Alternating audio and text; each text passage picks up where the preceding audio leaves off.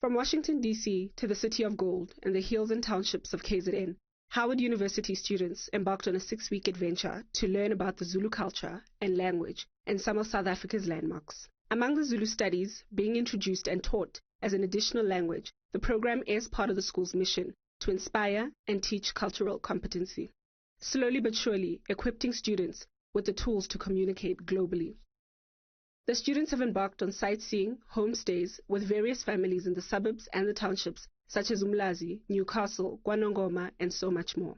I really wanted to, separate them from being just a tourist and for them to just be able to, immerse themselves into the South African, culture and, get the authentic South African experience, So that's just included me not just taking them to your ordinary tourist places, just giving them the glimpse or the nice side of everything. The students shared a similar experience to their Zulu study professor, Dr. Phiwokuhle Mnyandu, who is originally from Umlazi in KwaZulu-Natal.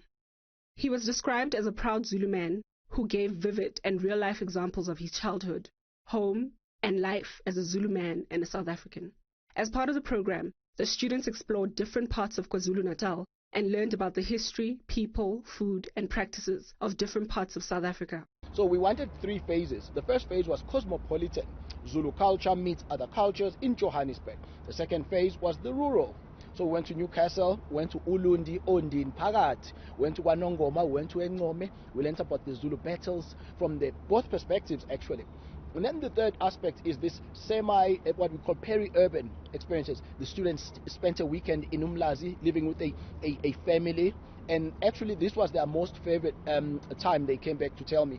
In the professor's vision, he wished to expose students to different cultures and ways beyond their own. So the United States government wanted sons and daughters to come and be culturally competent, be citizens of the world. So I wanted the students to go beyond their blackness. Right? Sometimes there is a constraint there that is immanent in just being black in America. So I wanted them to feel American first before they are black. And they felt it somewhat here. So that's what I wanted as a professor.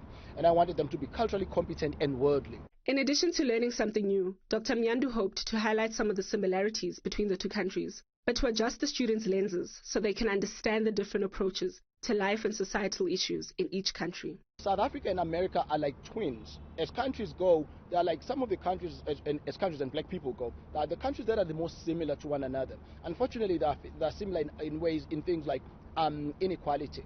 So part of this then, this experience was to have students, one weekend they stayed in Umlazi, the other weekend they stayed with families in Gillets, in gated communities where you need a code to enter, etc.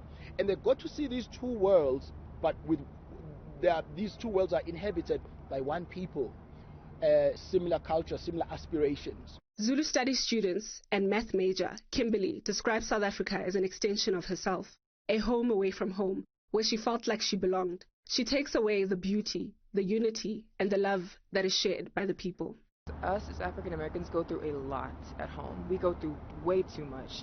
I think that if you're coming here, expect to feel free, a freedom that you never felt before, truly.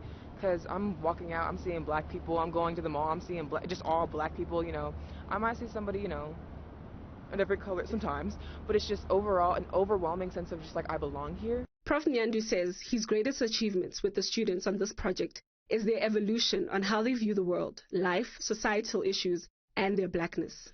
Go back, knowing that as Americans, America is not the only country with inequality. It manifests in South Africa too, but there are different outcomes. People are still happy even though they might be poor in South Africa. People still feel blessed. They still feel like life is worth living.